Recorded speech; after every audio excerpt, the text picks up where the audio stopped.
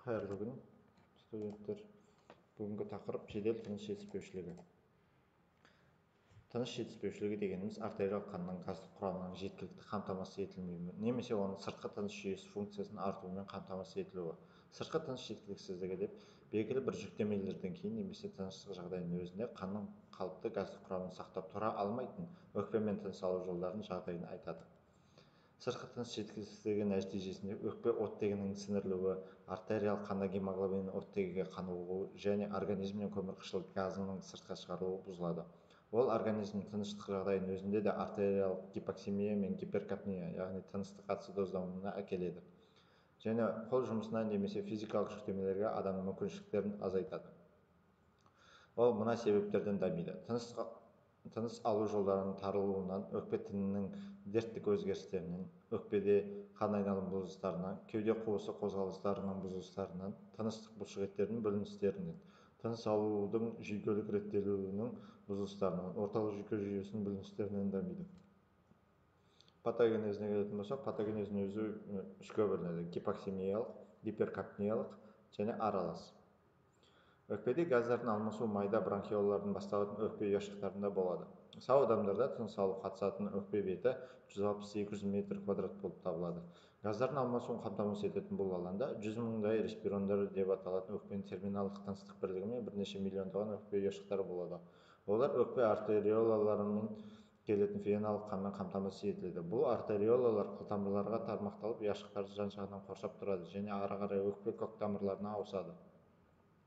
Веналық қан оттегіні қабылдап, көмірқышқыл газын өкпе ұяшықтарына шығарып, артериялық қанға айналады. Ол дұрыс болу үшін сыртқы ортадан өкпе ұяшықтарына жеткілікті мөлшерде оттегі түсу және ұяшықтар жеткілікті түрде қамтамасыз етілуі қажет.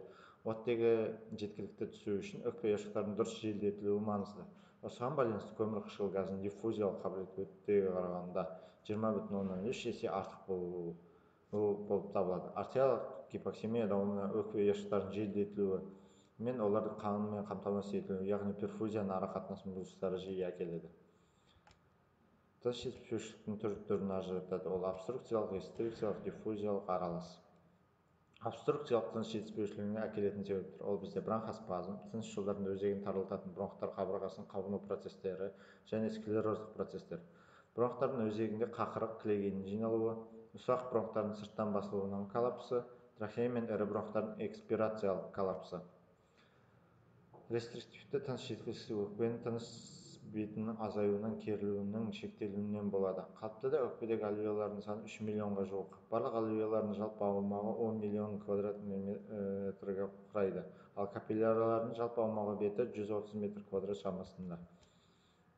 Жедел тыныс жетіспеушілігі. Жедел тыныс жетіспеушілігі дегеніміз газ алмасудың бұзылысы мен гипоксемия, гиперкапния әсерінен бірнеше минуттан бірнеше күнге дейін күшеюі болып табылады. Этиологиясына келетін болсақ, ол әртүрлі функцияның бұзылысына, яғни ол тыныс алу орталығының бұзылысына, жүйке, кеуде, тыныс алу жолдарының және альвеолардың бұзылысына байланысты. Осыға аталған компоненттердің жұмысының бұзылуы тыныс жетіспеушілігіне алып келуі мүмкін. Клиникалық көріністері: тахипноэ дамуы, яғни ентігу. Тыныс жетіспеушілігіне адам науқас шағымданады. Цианоз дамуы: бұл симптом тек күш түскеннен кейін тыныш күйде де болады. Науқас мәжбүрлі қалыпта отырғанда қолын орындыққа тіреп отырады. Осылай отыру арқылы науқас тыныс алу жүйесінің жұмысын жақсартады және истерикалық ұстамалардың алдын алады. Бұл отырысты біз ортопноэ деп атаймыз. Себептері: ауаның мұрын, ауыз, тамақ арқылы өтуінің қиындауы, күшті эмоция, агрессия, өкпе аурулары, яғни оған бронхит, бронхиалды астма, өкпе обструкциясы жатады. Жүрек қан тамыр жүйесінің аурулары, баспадан кейінгі қабыну, жүрек бұлшықеттерінің талмасы. Аллергиялық реакциялар, қанағаттандырылмайтын физикалық жағдай, гиподинамия, толықтық және семіздік, созылмалы қорқыныш пен талмалар, шылым шегу. Ең басты себебі айналасындағылармен қарым-қатынастың нашарлауы, жұтудың қиындауы, бірнеше күн қатарынан дене қызуының жоғарылауы. Диагностикасы: бізде негізгі әдіс ол спирография болып табылады. Ол арқылы тексергенде өкпенің минуттық желдетуін және өкпенің жылдамдаған өмірлік сыйымдылығын айқын төмендеуін қатар, өкпенің өмірлік сыйымдылығын төмендеуін көреміз. Содан кейін эргоспирография, пневмотахометрия, пневмотахография, ол бұрынғы әдістер болғанымен біз оның барлығын білуіміз керек. Тыныс алу көлемін өлшеу.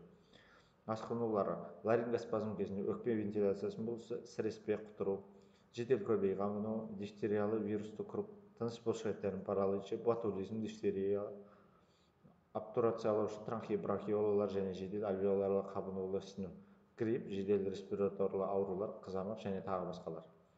Емі, жедел тыныс жетіспеушілік кезінде негізгі себебін анықтау болып табылады. Негізгі себебін емдеуіміз керек. Соның келесі бізде өкпенің жасанды желдетілуін, яғни ИВЛ қолдану, кеуде тұру аймағына физиотерапия, анестезия жүргізу. Егер науқас ұзақ уақыт жүрек жедел тыныс жетіспеушілігі кезінде төсекті тартып жатса, оған инфекция қосылуы мүмкін. Ол инфекция қосылса, пневмонияға дейін алып келуі мүмкін. Сол кезде адекватты тепе-теңдік сұйықтық қабылдау, бронх кеңейтетін препараттар тағайындаумыз. Глюкокортикостероидтар, микробқа қарсы және вирусқа қарсы емдер жүргізуіміз керек. Болжамы. Жедел тыныс жетіспеушілігінің ауырлығына өршу жылдамдығының себебіне байланысты болып келеді. Қолданылған шаралардың адекваттылығы және өкпенің жасанды желдетілуді қолданбаса сәтсіз өтуіне байланысты.